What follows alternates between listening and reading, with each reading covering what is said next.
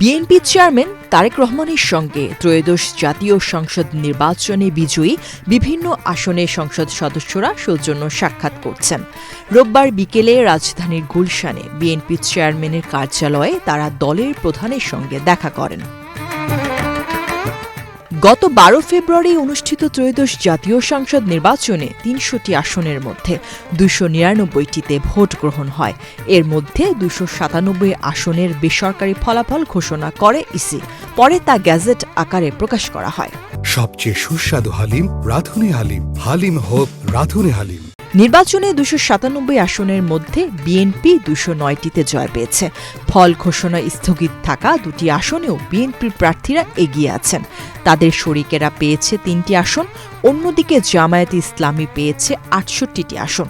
জামায়াতের নেতৃত্বাধীন ১১ দলীয় নির্বাচনী ঐক্যের অন্য শরিকেরা পেয়েছে ৯টি আসন। একটি আসনে জয় পেয়েছে ইসলামী আন্দোলন বাংলাদেশ। ৭টি আসনে স্বতন্ত্র প্রার্থীরা জিতেছেন। নির্বাচনে ফলাফল ঘোষণার পরদিন থেকেই নবনির্বাচিত সংসদ সদস্যরা একে একে বিএনপির চেয়ারম্যান ও হবু প্রধানমন্ত্রী তারেক রহমানের সঙ্গে সাক্ষাৎ করতে আসেন। শুক্রবার বিএনপির মহাসচিব মির্জা ফখরুল ইসলাম আলমগীর, সালাউদ্দিন আহমেদ সহ সিনিয়র নেতারা দলীয় প্রধানকে শুভেচ্ছা জানান।